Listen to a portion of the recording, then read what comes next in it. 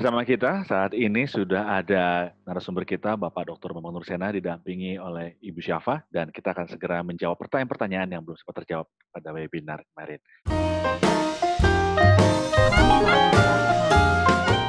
Perbedaan tentang tanah dan Talmud, yang bisa dijelaskan?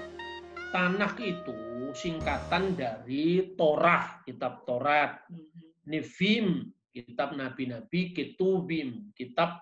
Nah, ketub itu dari tulisan-tulisan ya. Menjadi bahasa Aram ketava, kadisa atau ketubu, kadisu. Alkitabul Muqaddas, kata kitab itu dari kataba, tulisan. Bahasa Arabnya kataba. Kitab. Lalu tertulis maktub. Kalau penulis al-katib, katib, ya kan. Makanya itu sebetulnya kan satu bahasa, satu rumpun gitu. Ibrani, Arab, Aramaik. Nah kemudian itu Tanakh. Tanakh itu terdiri dari Taurat. Taurat Musa ada 5, mulai dari Sefer Bereshit, Sefer Elishemot, Wayikra, sampai kemudian Sefer El-Hadibarim atau kitab ulangan. Lalu Nevi'im itu adalah nabi-nabi, baik itu nabi-nabi awal, Nevi'im Rishonim, dan Nevi'im Akaronim, maupun nabi-nabi akhir. Kemudian Ketuvim itu diawali dari kitab Tehilim, kitab Mazmur. Itulah sebabnya maka Yesus ketika bicara tentang dirinya seperti anak manusia yang sudah tercatat di dalam kitab Musa, Taurat Musa, kitab nabi-nabi, dan Mazmur. Yang dimaksud Yesus Mazmur itu adalah urutan pertama dari kitab Ketuvim tadi. Itu yang disebut Ketuvim. Kitab Ketuvim, kitab Tanakh itulah yang kita kenal dengan Perjanjian Lama. Tapi teksnya, naskahnya ya sama yang diimani orang Yahudi. Makanya tidak mungkin kalau ada pemalsuan kitab. Sebab kalau ada pemalsuan kitab, Yahudi dan Kristen sudah 2000 tahun berpisah, tapi kitabnya masih sama kok. Artinya kita boleh membaca Tanakh Yahudi. Ya, soal kemudian terjemahannya, tafsirannya bisa berbeda, ya itu kan bukan teks aslinya yang berbeda. Itu yang disebut tanah. Kalau yang disebut Talmud itu sesungguhnya adalah catatan-catatan dari para rabi-rabi Yahudi secara turun-temurun. Dan orang Yahudi menyebut itu sebagai Torah lisan. Nah, Talmud itu banyak sekali traktat-traktat. Ada traktat Sanhedrin, ada traktat Yoma itu tentang hari-hari besar, ada traktat banyak sekali pokoknya traktatnya itu Talmud itu ya. Dan itu Kilayim misalnya banyak sekali traktatnya itu. Nah, traktat-traktat itu semacam bagi kita itu semacam perjanjian baru. Nah, cuma bedanya kalau perjanjian baru itu dokumen-dokumen Kristen yang sudah yang sudah Yesus sudah datang menggenapi nubuatan Taurat itu tentang Mesias. Tapi kalau Talmud itu lebih banyak berisi tentang hukum, tentang aturan-aturan legalistik, ya, tentang kisah-kisah yang itu tujuannya apa? Sebetulnya masih dalam konteks menunggu atau dalam konteks menantikan kedatangan Sang Mesias tadi. Jadi orang Yahudi belum percaya kalau Mesias itu datang karena Mesias itu bukan Yesus. Tapi yang menarik kita catat bahwa kitabnya yang ditafsirkan sama.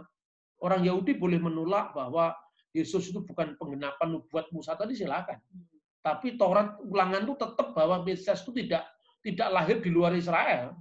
Tetap lahir di dalam Israel karena di situ jelas-jelas Nevi Mihirbeha, Nabi di tengahmu, Miaheka, di tengah-tengah, Saudi antara saudaramu, itu maksudnya saudara ke-12 suku Israel. Itulah bedanya antara kitab Tanakh dan kitab Talmud. Yang satunya itu dapat dianggap sebagai Torah tertulis, ini pandangan Yahudi ya.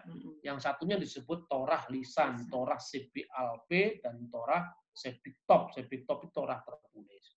Nah, kenapa orang Kristen menyebut Perjanjian Lama? Karena itu pun juga bukan karangan orang Kristen, karena Nabi Yeremia menubuatkan dalam Yeremia pasal 31, 30, 31, dan seterusnya bahwa Tuhan akan mengadakan perjanjian baru dengan umat Yehuda dan umat Israel. Nah, perjanjian baru itu yang menjadi kata kunci.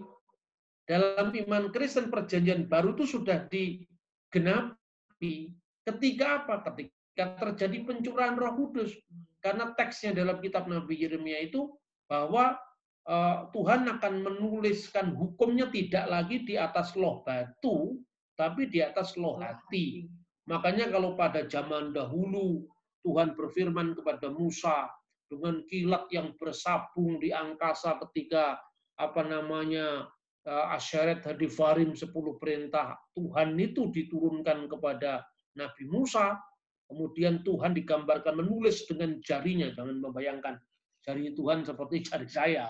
Itu kata-kata yang disebut itu tidak bisa diterima secara harfiah, harus ditafsir, harus dimetaforkan, ya.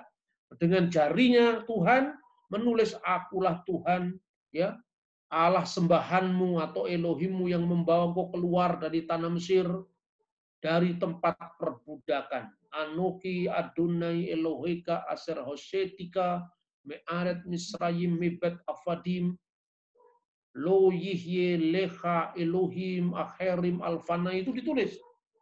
Nah, maka orang Yahudi ketakutan ketika melihat fenomena alam yang luar biasa itu. Maka janji Tuhan digenapi. Aku akan menuliskan hukumku di atas loh hati. Maka Roh Kudus turun dalam bentuk lidah-lidah api. Yang sekarang ini kita peringati Hari Raya Pentakosta. Nah, itulah yang disebut perjanjian baru. Makanya dokumen-dokumen yang mencatat penggenapan dari karya ilahi dalam Kristus itu dikenal dengan Habrit Hakadasa, kitab suci perjanjian baru. Jadi perjanjian baru itu terdiri dari apa? Kitab-kitab Injil, Euangelion, terdiri dari Euangelion kata Mateon, Injil menurut Matius, Euangelion kata Markon, dan seterusnya sampai Yohanes. Jadi Injil itu bukan kitab yang turun dari langit, bukan.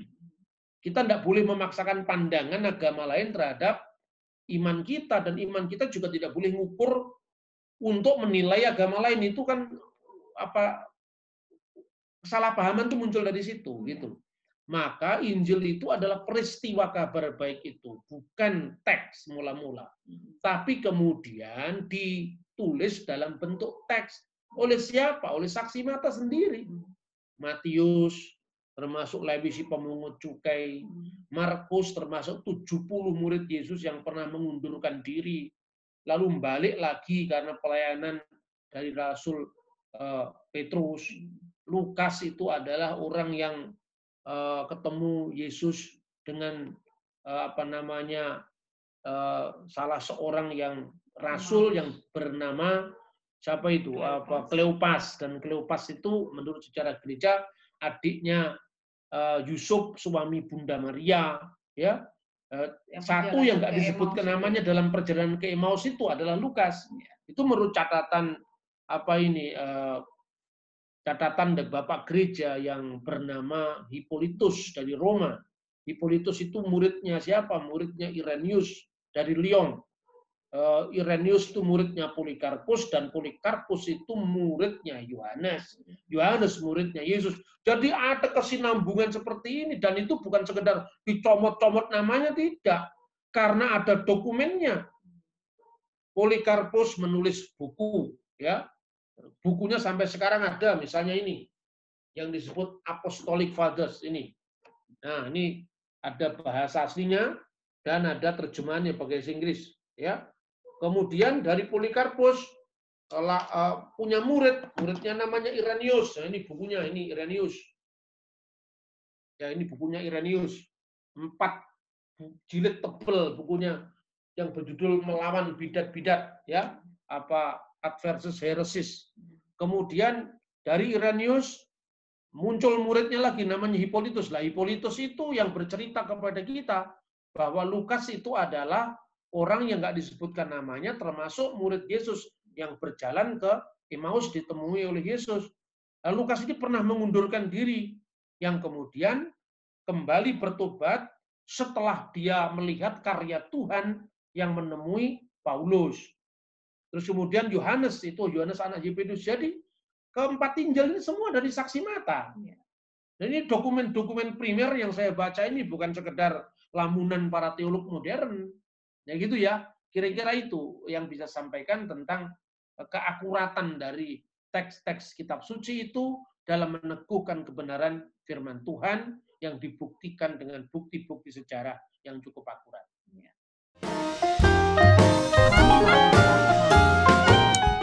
Terima kasih Bapak Dr. Bapak Nursena dan juga Ibu Syafa, dan juga buat pemirsa Biar TV yang sudah menyaksikan acara ini.